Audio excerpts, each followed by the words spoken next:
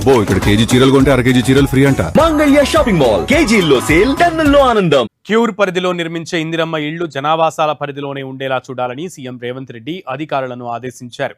Cure పరిధిలోని ఇందిరమ్మ ఇళ్లపై ఉన్నతాధికారులతో CM సమీక్షించారు. ఔటర్ రింగ్ రోడ్డు లోపల వివిధ శాఖలకు సంబంధించి నిరుపయోగంగా ఉన్న ప్రభుత్వ స్థలాలను గుర్తించాలని అధికారులకు సూచించారు. ఇప్పటికే పలు నియోజకవర్గాల్లో గుర్తించిన స్థలాల వివరాలను అధికారులు సీఎం దృష్టికి తీసుకెళ్లారు. పోలీస్, రెవెన్యూ, రవాణా శాఖలకు సంబంధించి ఇప్పటికే గుర్తించిన నిరుపయోగ స్థలాలను తీసుకుని వేరే చోట సంబంధిత శాఖలకు స్థలాన్ని కేటాయించాలని సీఎం ఆదేశించారు. జనావాసాలకు దూరంగా ఇందిరమ్మ ఇళ్లను కేటాయిస్తే ఉద్యోగ ఉపాధి అవకాశాలకు ఇబ్బందులు తలెత్తడంతో పాటు అవి నిరుపయోగంగా మారే అవకాశం ఉందని సీఎం అభిప్రాయపడ్డారు. అలా కాకుండా పని ప్రదేశాలకు దగ్గరగా జనావాసాల పరిధిలోనే ఇందిరమ్మ ఇళ్లు నిర్మించేలా చూడాలన్నారు సీఎం. క్యూర్ ఏరియాలో పలు నియోజకవర్గాల పరిధిలో నిరుపేదలకు ఇందిరమ్మ ఇళ్లు నిర్మించి ఇస్తామని ప్రభుత్వం ప్రకటించింది.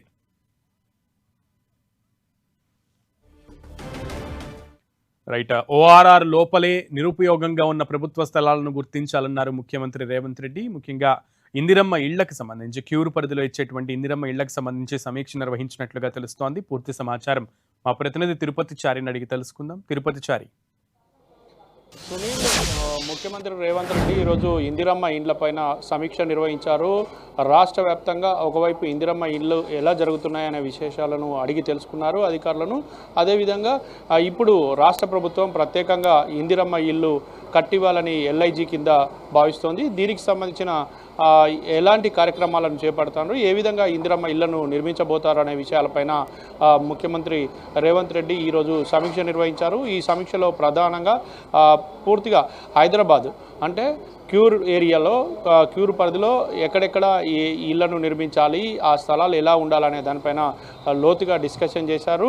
అయితే ఒకవైపు జనావాసాలు లేని ప్లేసులలో కాకుండా జనావాసాల్లో ఉండేగా అయితే వాళ్ళకి ఎవరైతే ఇప్పుడు ఈ ఇందిరమ్మ ఇల్లు తీసుకోవాలనుకుంటున్నారో ఎల్ఐజీ లబ్ధిదారులకు అనుకూలంగా ఆ జనావాసాల స్థలాలను గుర్తించి ఆ స్థలాలలోనే ఈ ఎల్ఐజీ హౌసింగ్ స్కీమ్ కింద ఇందిరమ్మ ఇళ్లను నిర్మించాలని ముఖ్యమంత్రి రేవంత్ రెడ్డి అధికారులను ఆదేశించారు. అయితే ఇందుకు అనుగుణంగా స్థలాలను గుర్తించాలని అధికారులకు సూచించారు. మొత్తానికైతే దీనికి సంబంధించి ఇప్పటికే రాష్ట్ర ప్రభుత్వం ఒక ప్రకటన చేసింది. ఈ ఎల్ఐజీ కింద ఇందిరమ్మ ఇళ్లను నిర్వహించబోతున్నామని 528 చదరపు అడుగుల విస్తీర్ణంలో 400 చదరపు అడుగుల స్థలంలో ఈ నిర్మాణం ఉంటుందని చెప్పేసి కూడా ప్రభుత్వం ప్రకటించింది. దీనికి 5 లక్షలు ప్రభుత్వం సబ్సిడీ కింద ఇస్తే 6 లక్షలు లబ్ధిదారులు కట్టుకోవాలని సూచించింది. దీనికి మొత్తంగా 11 లక్షల రూపాయలు ఖర్చు అవుతుందని చెప్పేసి ప్రభుత్వం ప్రకటించింది. ఇందులో భాగంగానే ఈ ఎల్ఐజీ ఈ స్కీమ్ కింద ఎవరైతే ఇందిరమ్మ ఇళ్ల కోసం దరఖాస్తు చేసుకుంటారో వారందరికీ సిటీలో మంచి ప్లేసులలో ప్రభుత్వ స్థలాలను గుర్తించి ఆ స్థలాల్లోనే ఈ నిర్మాణాలు చేపట్టాలని చెప్పేసి 17 నియోజకవర్గాల పరిధిలో ఈ స్థలాలను గుర్తించాలని రాష్ట్ర ప్రభుత్వం ఇప్పుడు ముఖ్యమంత్రి రేవంత్ రెడ్డి ఉన్నతాధికారులకు ఆదేశించారు.